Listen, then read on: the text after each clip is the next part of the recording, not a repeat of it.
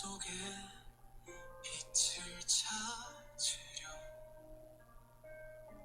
주님 앞에 무릎 꿇어요. 나의 작은 소리 들으시고 주님의 손길을 느껴요. 기도의 소망 담아 주님께 올려드려요. 우리의 소망 모아 찬양의 노래 불러요.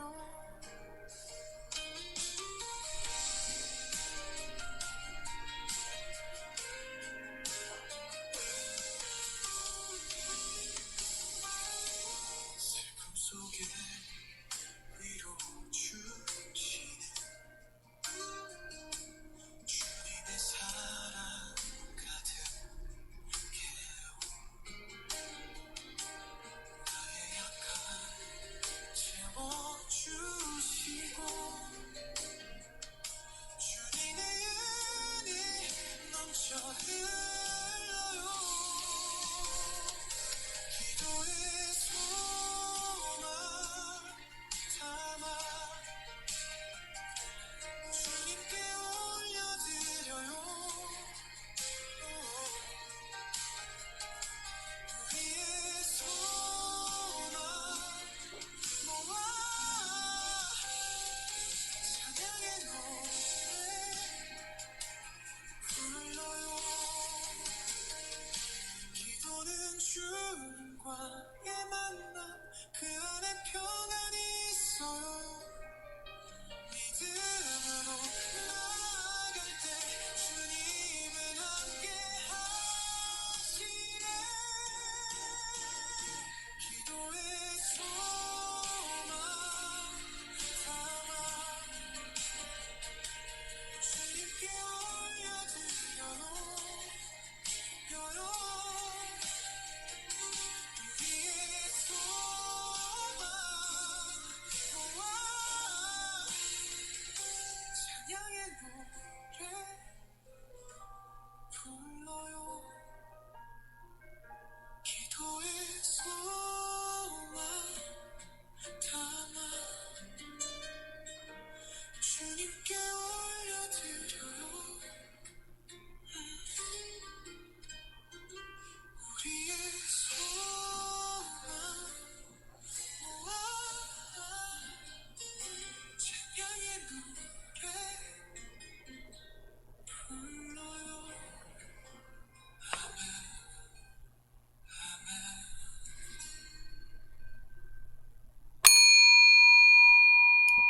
오늘 우리 신앙 고백하시면서 7월의 첫 예배를 함께 올려드리겠습니다. 전능하사 천지를 만드신 하나님 아버지를 내가 믿사오며 그 외아들 우리 주 예수 그리스도를 믿사오니 이는 성령으로 잉태하사 동정녀 마리에게 나시고 본디오 빌라도에게 고난을 받으사 십자가에 못 박혀 죽으시고 장사한 지 사흘 만에 죽은 자 가운데서 다시 살아나시며 하늘에 오르사 전능하신 하나님 우편에 앉아 계시다가 저리로서 산자와 죽은 자를 심판하러 오시리라. 성령을 믿사오며 거룩한 공예와 성도가 서로 교통하는 것과 죄를 사하여 주시는 것과 몸이 다시 사는 것과 영원히 사는 것을 믿사옵나이다. 아멘. 이 시간 찬송가 327장 찬송가 327장 우리 함께 찬양하도록 하겠습니다.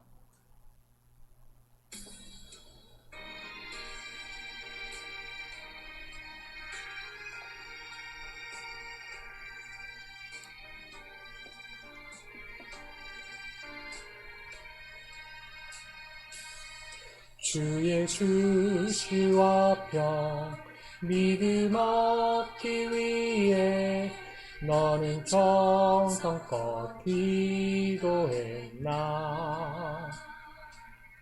주의 제단 앞에 모두 바치기 전 복을 받을 줄 생각 말라. 주의 제단에 산 제사 드린 후에 주 내 맘을 주장하여 주의 뜻을 따라 그와 동행하면 영생 복락을 누리겠네. 주의 밝은 빛에 항상 활동하며 선한 사업을 힘쓰겠나. 자유 얻으려면 주의 뜻을 쫓아 너의 모든 것 희생하라. 주의 제단에 산 제사 드린 후에 주 내 맘을 주장하니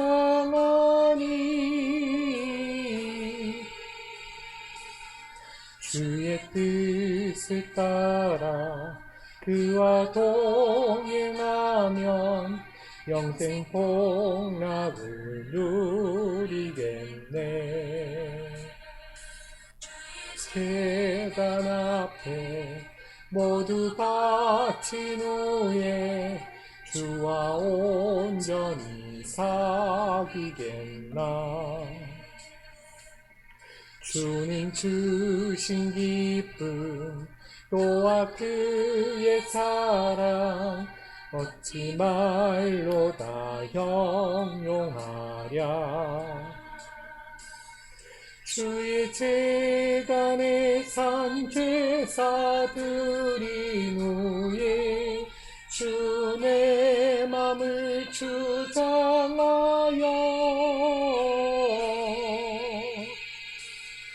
주의 뜻을 따라 그와 동행하면 영생 복락을 누리겠네. 아멘. 이 시간 우리에게 주실 하나님 말씀과 함께 보기 원합니다. 오늘 우리에게 주실 하나님 말씀은 구약 성경 시편 85편 4절로 8절까지의 말씀입니다. 오늘 이 시간 우리에게 주신 말씀은 구약 성경 시편 85편 4절로 8절까지 말씀, 이 말씀을 한 절씩 교독하시고 8절은 합독하겠습니다. 우리 구원의 하나님이여, 우리를 돌이키시고 우리에게 향하신 주의 분노를 거두소서.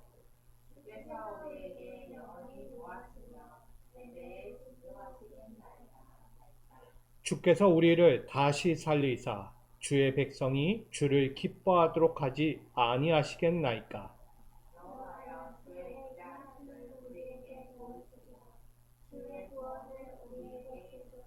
같이 합니다.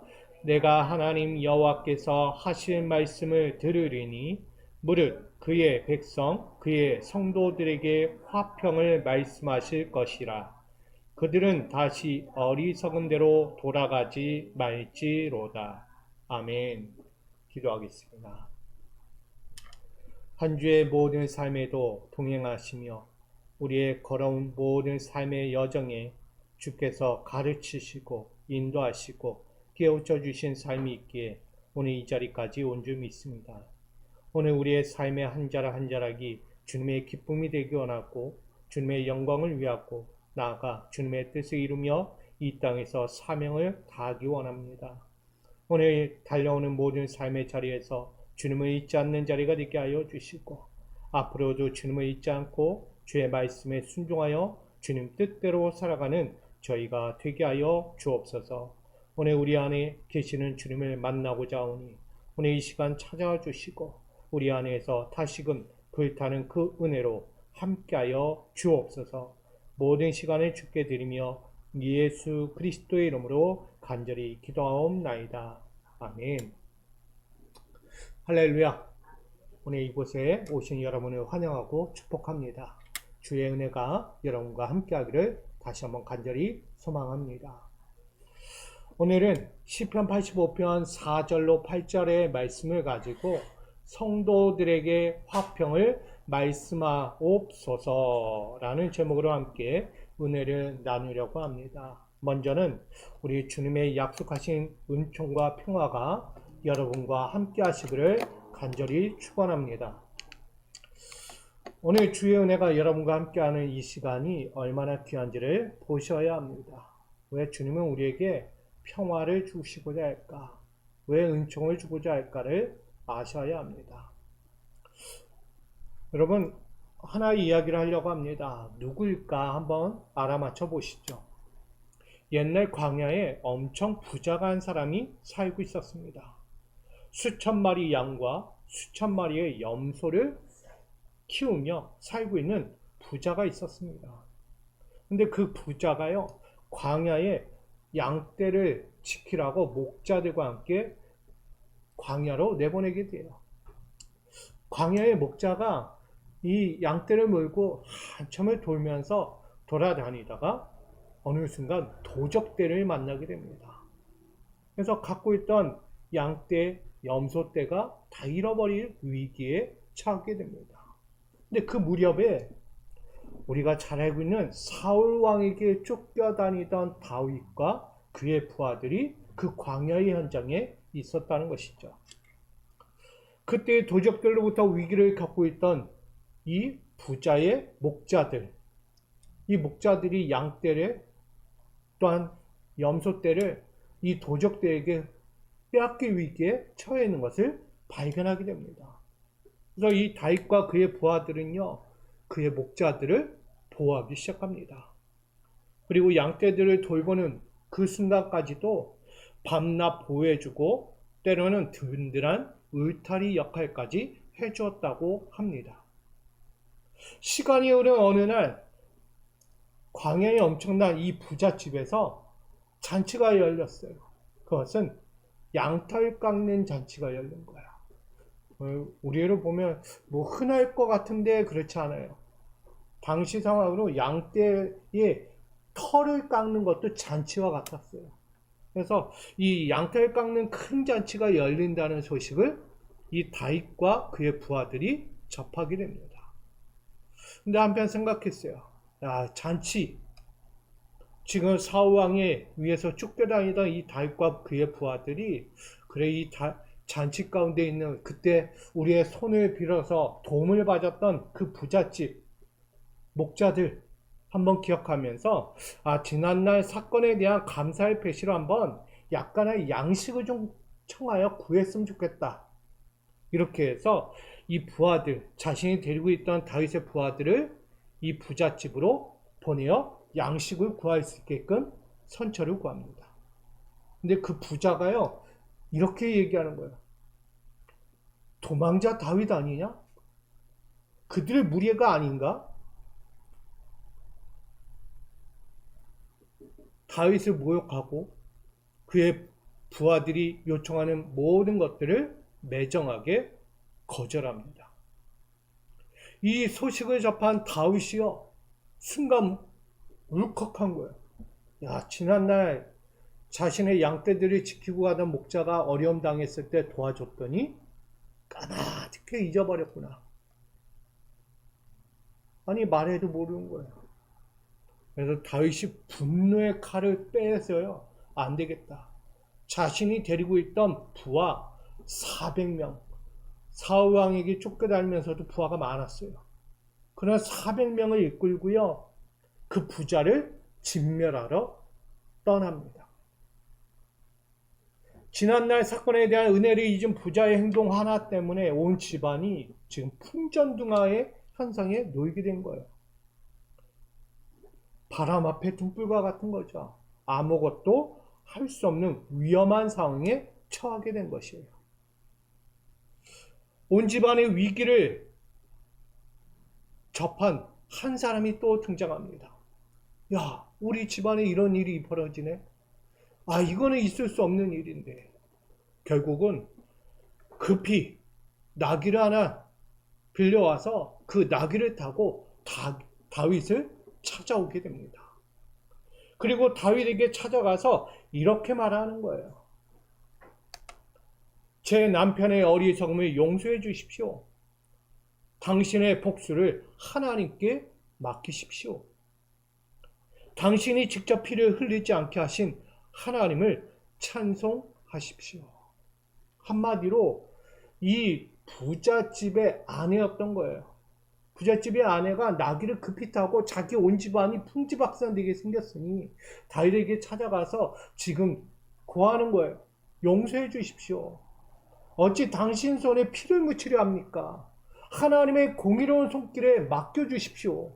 그리고 당신은 여전히 지금처럼 하나님을 찬송하는 온전한 다윗으로 남아주십시오. 이렇게 이야기한 거예요. 이 일로 다윗의 진노가요, 한순간에 눈 녹듯 녹아내립니다.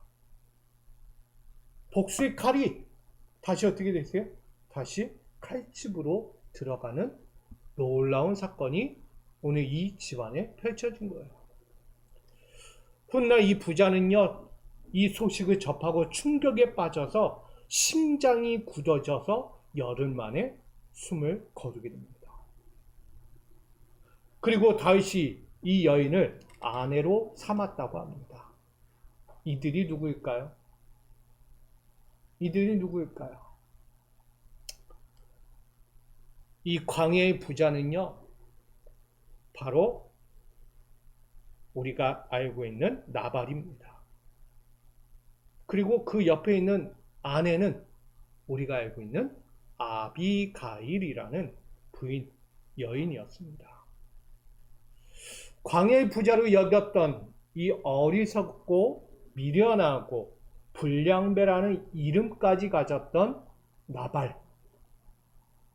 나발의 이름의 뜻이 뭐라고요? 어리석고 미련하고 불량배스러운 자. 그런 이름의 뜻을 가진 거예요. 근데 아비가일, 광야의 아내는 나의 아버지는 기쁨이십니다. 즐거움이십니다. 라는 이름의 뜻을 가진 아비가일. 전혀 상반된 남편과 아내가 함께 살고 있었던 거예요. 그런데 오늘 이 사건을 보면서 한번 생각해 보게 됩니다. 야, 이름처럼 나발은 어리석은 자였구나. 그러나 나의 아버지는 기쁨이며 즐거움이시다고 고백했던 아비가일의 이 이름의 뜻처럼 이 여인은 지혜로운 여인이었다라고 성경은 전하고 있습니다. 어리석은 나발은 이름처럼 큰 위기를 스스로 자초하는 인생이 되었어요.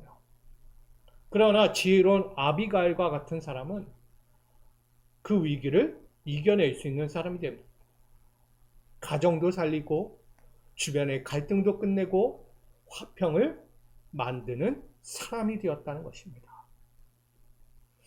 이 시간 함께하는 우리 성도 여러분, 우리는 어떤 사람입니까? 아비가일과 같은 사람입니까? 아니면 나발과 같은 사람입니까?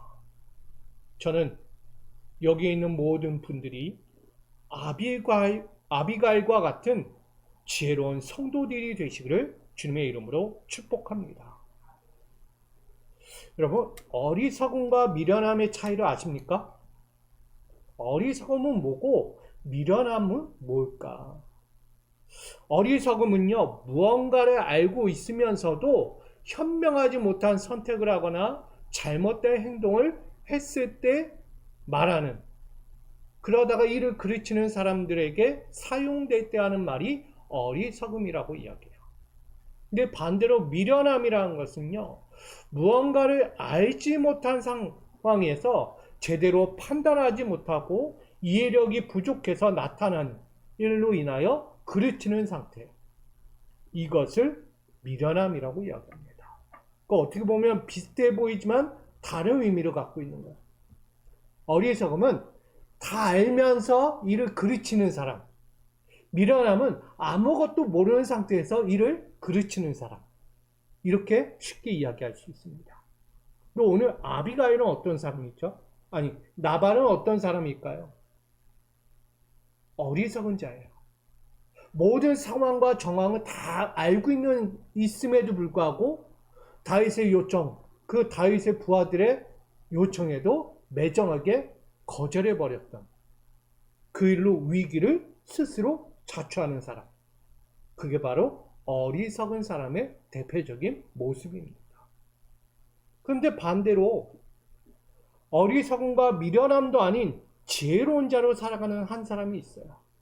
그게 바로 아비가일이었어요. 모든 정황을 알았고요. 이런 상황에서 어리석게 행동해서도 안 되고 내가 모르는 것도 아니고 아는 상황인데 미련한 자가 아니라는 얘기예요. 그러기에 이 일은 반드시 막아야 되고 우리가 도울 수 있으면 도와야 한다는 것이 이 아비가일의 마음이었던 거예요. 오늘 이 모습을 보면서 우리가 생각해야 하는 거예요. 여러분들의 신앙생활은 어떠합니까? 알면서도 이를 그르치는 사람이 있고 인지 아니면 아예 몰라서 내가 이해가 부족해서 이를 그르치고 있는 사람인지 아니면 다 알고 있고 모든 면에서 이건 이렇게 일을 처리해야 돼. 이런 방식으로 처리해야 된다. 잘 아는 지혜로운 사람인지 여러분들이 스스로 자신을 평가하고 점검해서 변화되어야 합니다. 저는 여러분들이 아비가일과 같은 사람이 되기를 간절히 소망합니다. 그런 의미에서 오늘 본문을 잘 이해할 수 있을 것 같습니다. 시편 85편 4절로 8절의 말씀은 지혜로운 자로 돌이키라고 말씀하고 있습니다. 오늘 본문에 나오는 이스라엘 백성들은 하나님의 분노를 경험했던 사람들입니다.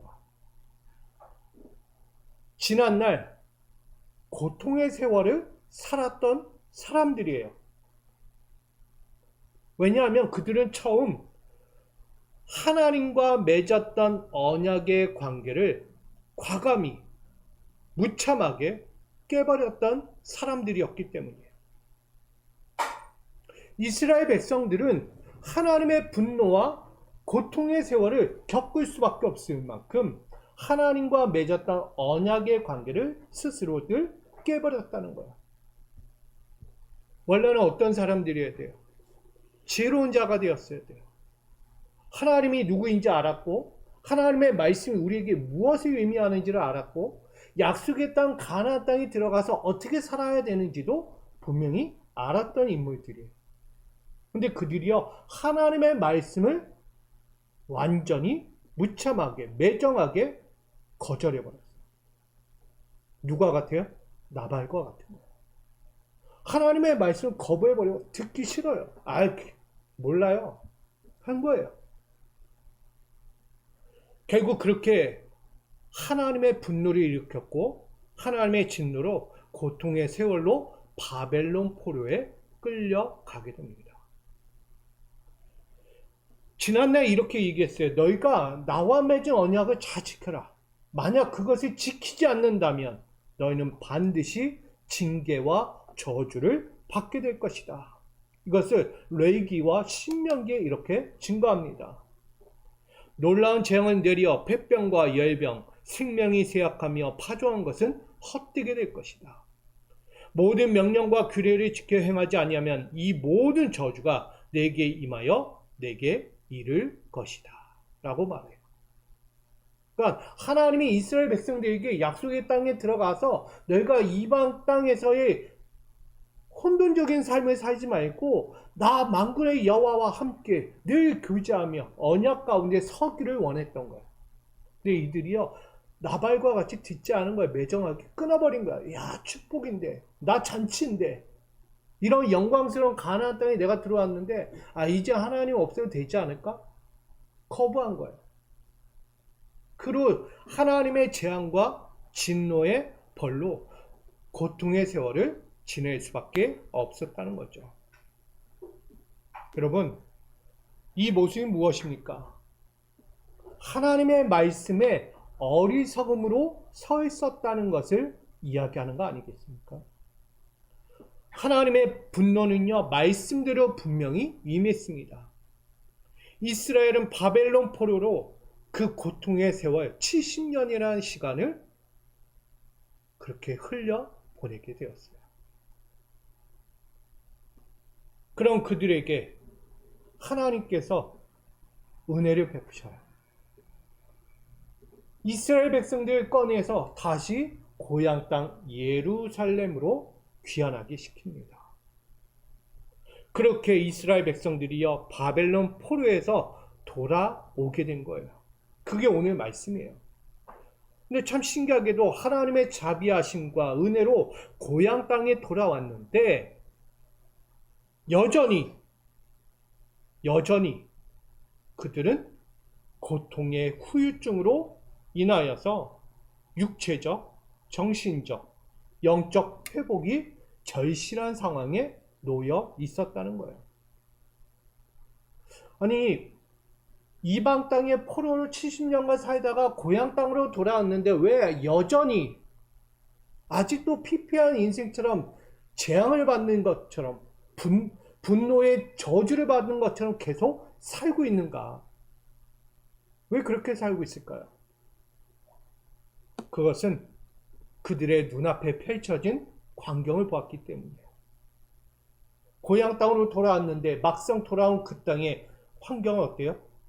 예루살렘 성은 완전히 무너졌어요. 도시는 완전히 폐허가 되어서 아무것도 살 수 없을 만큼 그렇게 처참한 상황을 이 돌아온 이들이 목격하고 있는 거예요. 하나님의 자비와 은혜로 고향 땅에 돌아왔지만 막상 돌아온 게 기쁘지 않았다는 거예요. 여전히 절망, 좌절, 고통의 시간은 흐르고 있었다는 것이죠. 여러분, 이 모습이 무엇을 의미합니까? 그들은 돌아왔을 때 무슨 화려한 것을 원했을까요? 풍성한, 풍족한 열매들을 기대하고 왔을까요?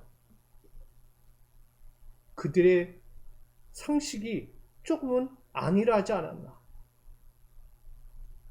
고향 땅으로 돌아온 것만 해도 얼마나 감사할까. 우리 이 땅에도 실향민들이 계세요. 어르신들이. 바로 코앞에 38선만 넘으면 고향 땅인데 그 고향 땅을 밟을 날이 기대하면서 가실 때 야, 나 돌아가면 그 땅에 풍족한 것이 있고 나를 위해서 거대한 집이 준비되어서 기다리고 있을 거야 라고 하고 실향민들이 지금 살고 계실까요? 아니에요. 그냥 내가 살았던 고향 땅 발로 한 발자국만 밟아봤습니다. 내가 살아왔던 그 어린 시절 살았던 그 고향 땅에서 21번 그곳의 공기 한번 내가 마셔봤으면 내가 지난날 어린 시절에 내가 놀았던 그 소꿉장난 하던 그 시절에 그 땅을 한번 흙이라도 한번 만져봤습니다. 큰 거 바라지 않아요. 근데 이들은요, 뭘 바랬는지 모르겠어요. 야, 고향 땅 돌아가자. 와, 간댔네. 아무것도 없네. 성은 무너졌고 도시는 폐허가 돼서 아무것도 남은 것이 없어요.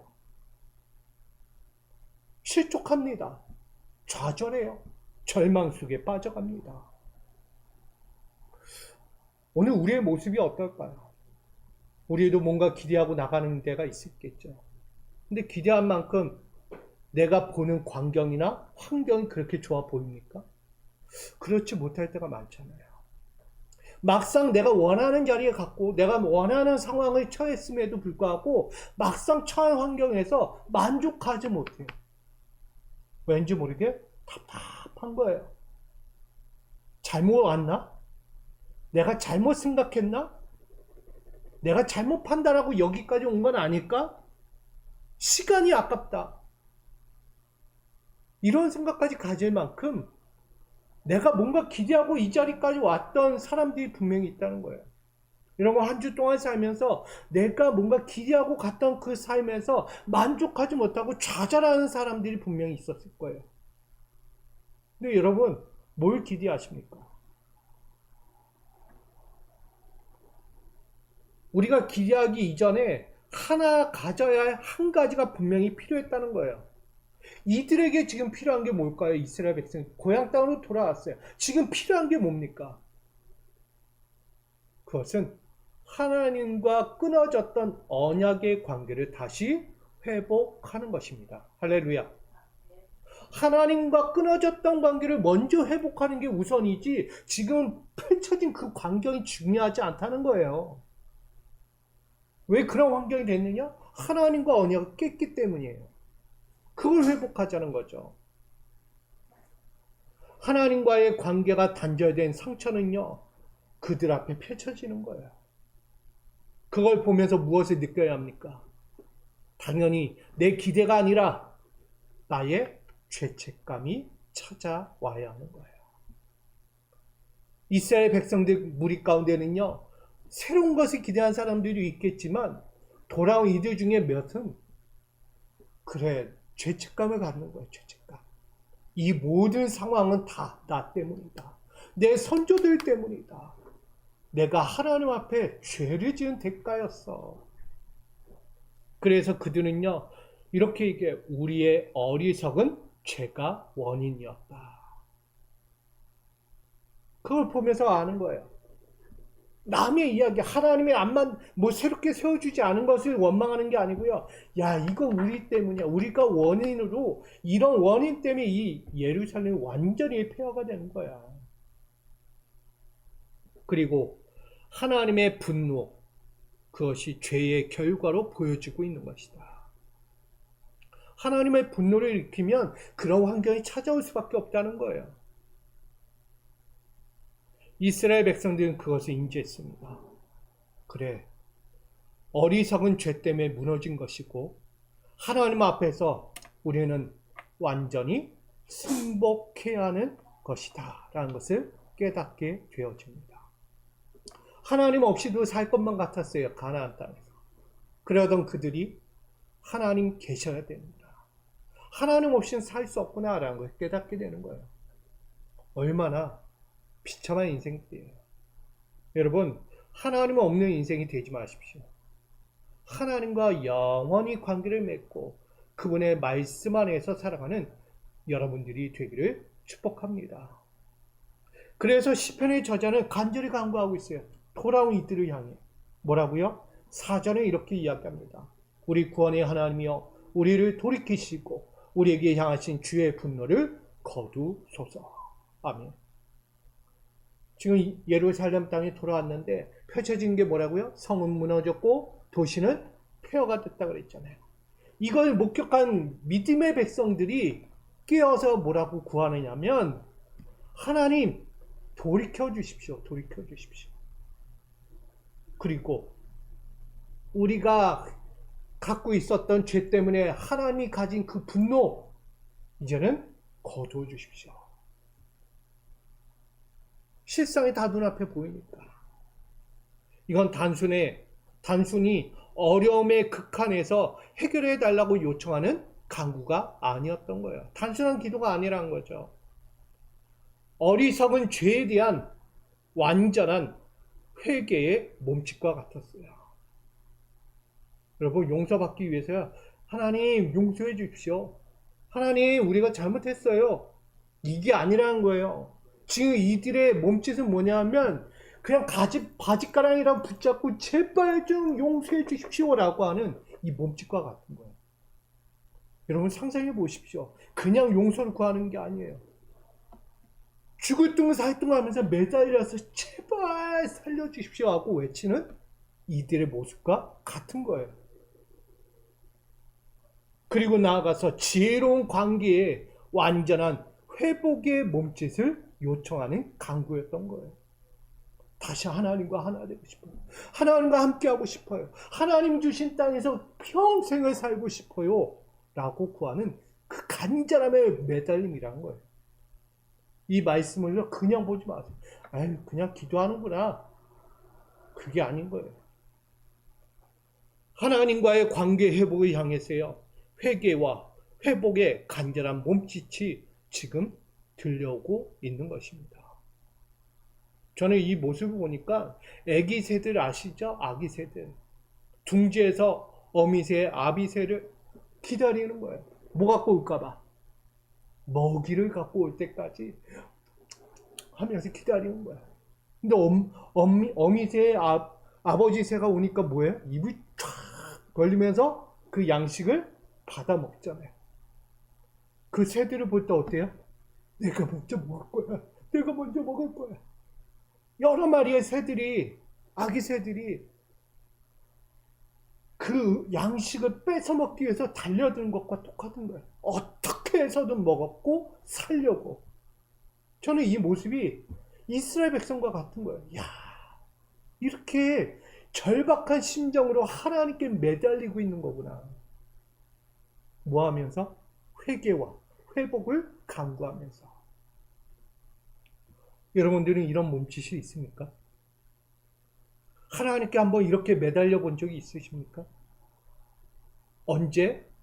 우리는 그렇게 내 인생의 회개를 구하며 다시 회복되려고 바짓가랑이를 붙잡고 하나님의 앞에 매달려 본 적이 있냐고요. 여러분 매달리셔야 돼요. 여러분 기도하는 것을 끝내지 마십시오. 그 기도가요 절박한 기도가 되어야 돼요. 나 가정을 위해서, 내 자녀를 위해서, 내 부모를 위해서, 내 형제자매를 위해서, 내 교우들을 위해서, 내 교회를 위해서, 내 땅을 위해서, 내 한국교회와 내 한국 땅의 미래를 위해서, 나아가 이 열방을 위해서 진짜 불을 지질 수 있는 자가 되어야 돼요. 몸짓이 돼야죠. 언제 불을 짓겠어요? 그래서 오늘 본문에 이야기하는 거예요. 지혜로운 자로 돌이키라는 거예요. 어리석은 자는요, 알면서도 안 하는 거예요. 알면서도 그대로 살지 않는 거예요. 그게 어리석은 자라고요. 미련한 자는 모르니까 못한다 하지만, 이해를 못하니까. 근데 어리석은 자는 알아요. 아는데 안 하는 거예요. 알면서도 거부하는 거예요. 여러분, 누가 그렇게 합니까? 하나님 앞에서 그럴 자가 없는 거예요. 여러분, 아비가일 같이 지혜로운 자로 사십시오. 척하면 아는 거예요. 뭘 해도 어떻게 살아야 하고 어떻게 가야 할지 어떻게 내가 이 몸짓을 일으켜야 될지를 분명히 아는 거예요. 우리 미소가족 여러분, 한 주간 살아오면서 혹시 현명하지 못한 판단과 선택 때문에 어려움을 겪지는 않으셨습니까? 또한 이해력이 부족한 상태로 인하여서 소중한 관계와 기회를 놓치지는 않았습니까?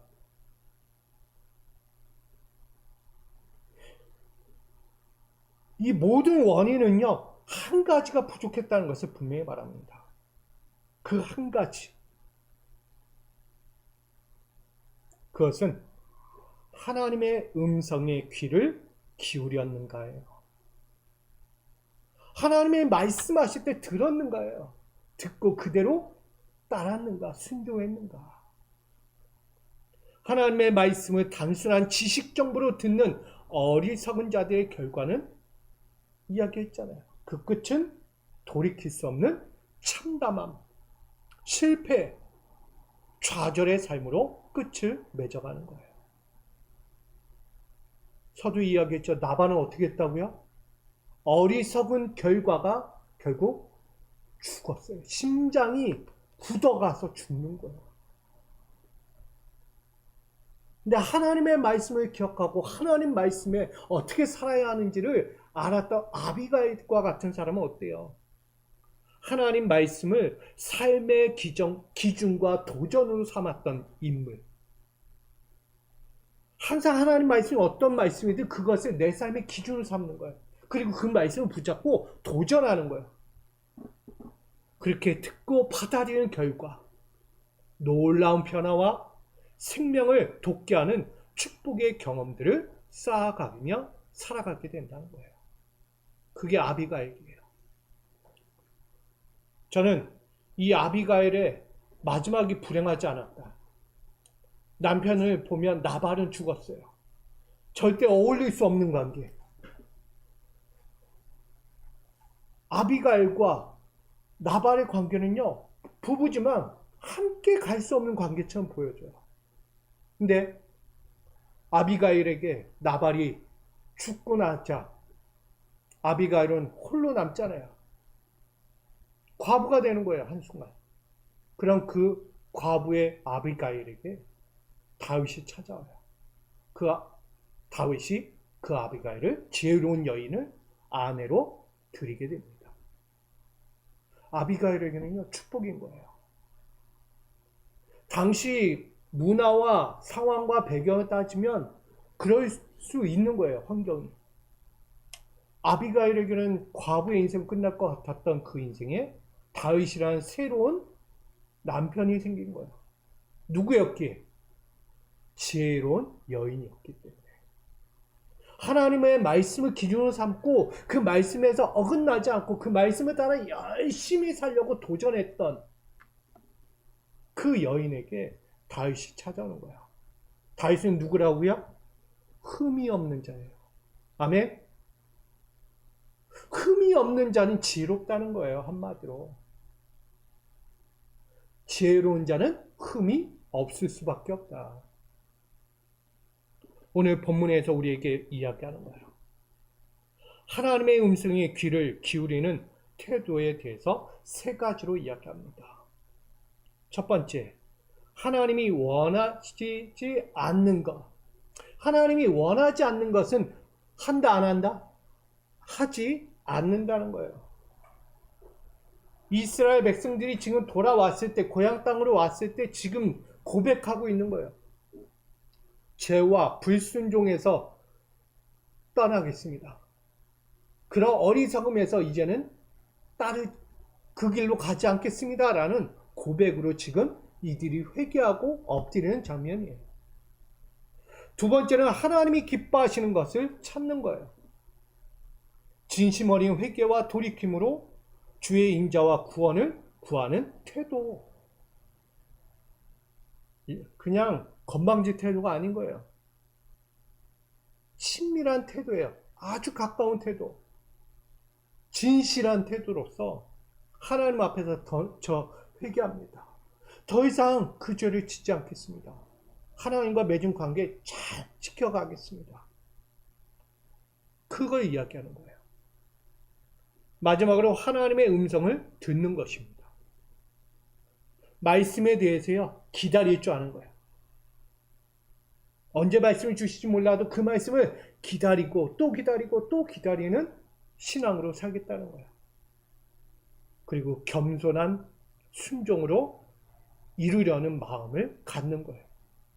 세상에 들려오는 소리가 아니고요, 하나님께로부터 들려오는 그 말씀을 내가 순종하며 살겠다는 마음을 늘 갖고 있는 거예요. 오늘 이야기하는 이 세 가지는 하나님의 음성의 귀를 기울이는 태도가 바로 여기 있는 거예요. 하나님이 원하지 않는 것은 하지 않는다. 어리석은 일을 하지 않는다. 하나님이 기뻐하시는 것을 열심히 할 거다. 그리고 어떤 말씀이 들려와도 그 말씀을 내가 하나님 음성을 들을 때까지 기다리고 그 말씀이 들려왔을 때 그대로 순종할 것이다. 이게 이들의 모습이라는 거예요. 이걸 한마디로 이렇게 이야기합니다. 이 세 가지는 듣는 태도는 지혜로운 자로 돌이키는 은혜의 길이며 그 들음의 결과는 하나님과의 화평을 선언하는 회복을 명하는 놀라운 약속의 말씀이라고 이야기합니다. 듣는 태도가 얼마나 중요한가? 그게 바로 지혜로운 태도예요. 그 지혜로운 태도로 말미암아서 하나님의 약속, 선하신 약속이 영원토록 유지가 되는 거예요. 이 은혜의 약속이 저와 여러분의 것이 되기를 축복합니다. 오늘 시편 85편 저자는 고라 자손들이에요. 우리가 알고 있잖아요, 고라 자손들. 선조들이 어떤 죄를 졌는지. 근데 후대인들이 그 죄를 범하지 말자라고 이야기해요. 누구에게? 고향 땅으로 다시 돌아온 바벨론 포로 가운데 있었던 그 자녀들, 후대들에게 동일하게 이야기하는 거예요. 너희여, 우리 그렇게 가지 말자. 우리 지난날 어떻게 살았는가? 우리 어리석은 죄와 불순종 때문에 이 고난을 당하지 않았는가? 그러니 이제는 하나님이 기뻐하는 모습으로 갑시다. 하나님 말씀 좀 듣고요. 하나님 하라는 것만 하고 하지 말라는 거 하지 맙시다. 이 고라 자손들이 지금 그걸 이야기하는 거예요. 과거의 죄와 불순종에서 돌이키고 하나님의 분노에서 이제는 인자와 구원을 구하는 회개와 순종으로 나아가자고 외치고 있는 것입니다. 그리하면 하나님이 그 백성과 성도들에게 이것을 선포하실 것이라고 이야기해요. 그 선포가 뭘까요? 바로 화평의 말씀을 선포하실 것이라고 오늘 말씀은 증거하고 있는 것입니다. 우리 미소가족 여러분, 우리도 하나님의 음성을 듣는 지혜로운 태도로 살아가야 하지 않겠습니까? 어리석음에서 돌이켜서 회개와 순종으로 하나님의 음성에 귀를 기울여야 하지 않겠는가라는 것입니다.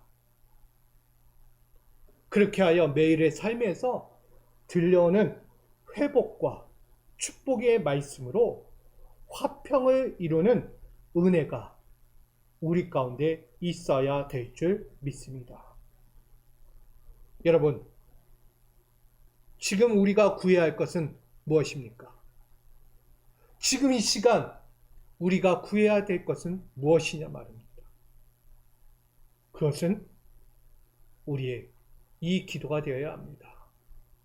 화평을 말씀하옵소서. 아멘. 여러분, 신앙이에요. 화평을 달라고 구하셔야 돼요. 화평은 다 아우르는 거예요. 수만 가지 좋은 일이든 나쁜 일, 다사다난한 모든 사건을 다 아우르는 모든 거예요. 그게 뭐예요? 화평인 거예요. 그 화평은 누구께로부터 온다? 하나님께로부터 오시는 거예요. 우리 성도 여러분, 하나님께로부터 오는 이 화평을 여러분 날마다 구하십시오. 그리고 하나님의 입술을 통하여 선포되게 하십시오. 화평이 있을지어다. 할렐루야.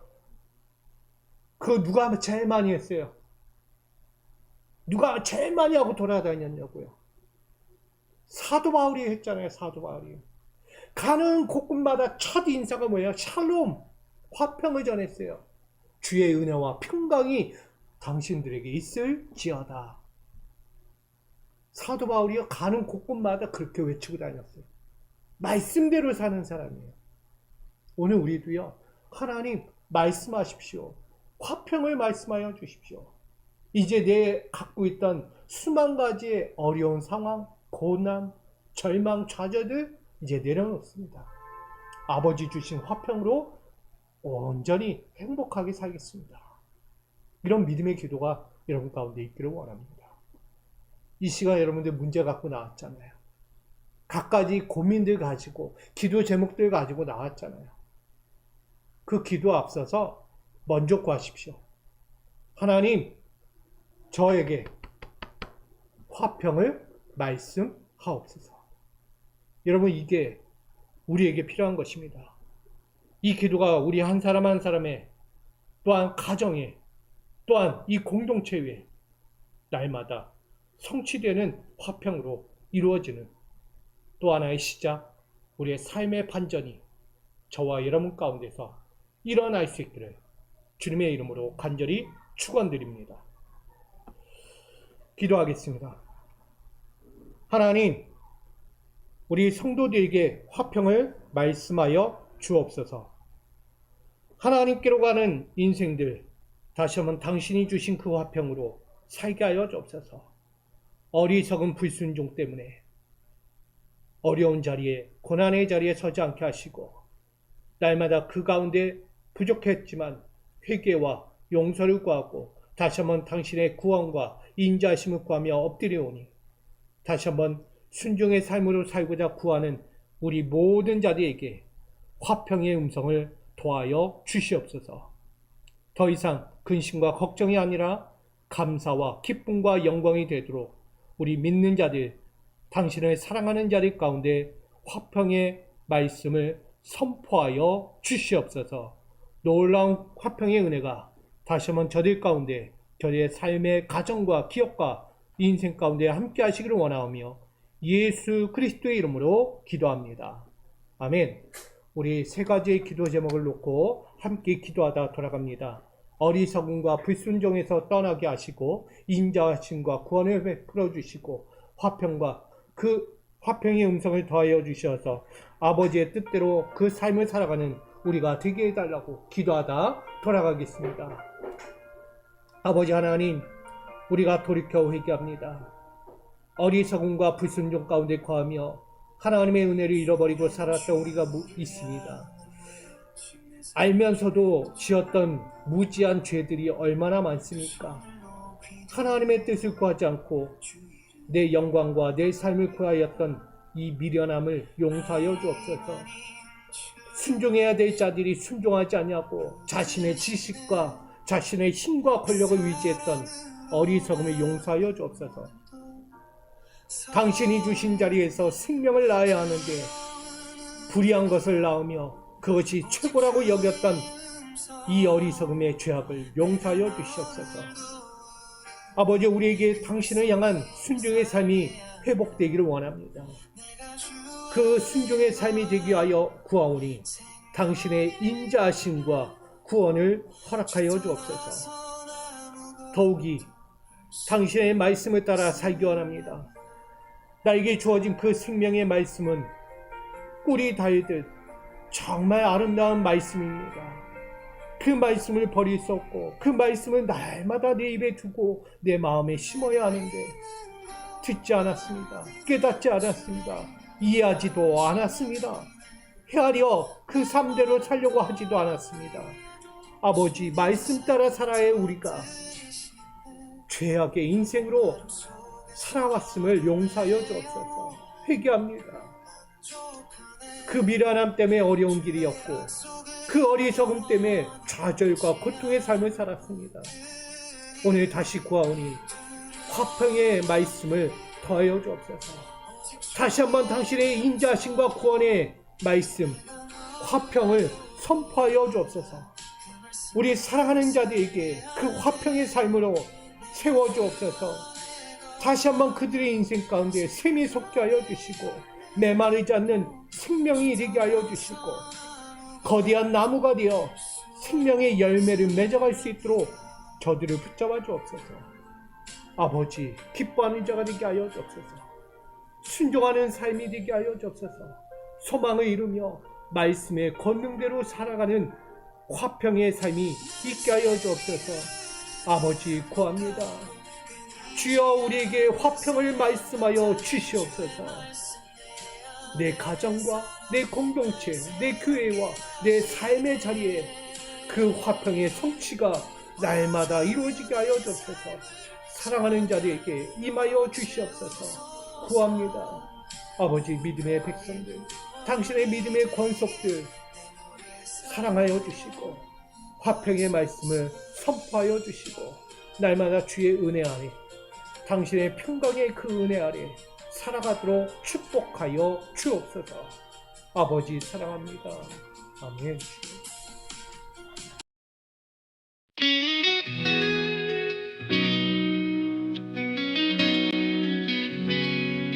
어둠 속에 매있던 우리 영혼, 주님의 말씀 잊고 방황했네. 나발의 어리석음 따라가다 위태로 삶 속에서 헤매었네. 화평의 주여, 우리에게 오소서. 주의 음성 듣고 회개합니다.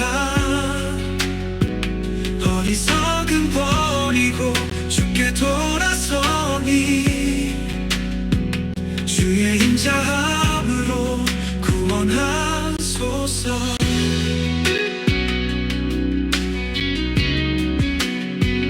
아비가일 지혜로 그 마음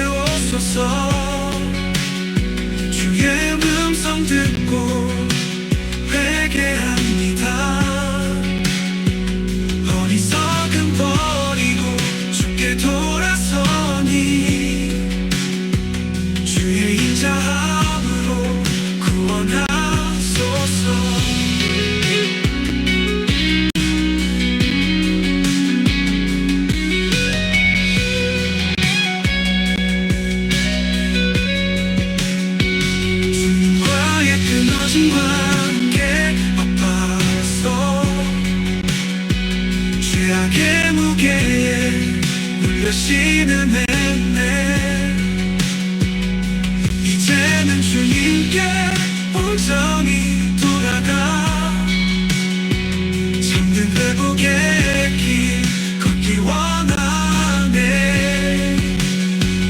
화평의 주여 우리에게 오소서.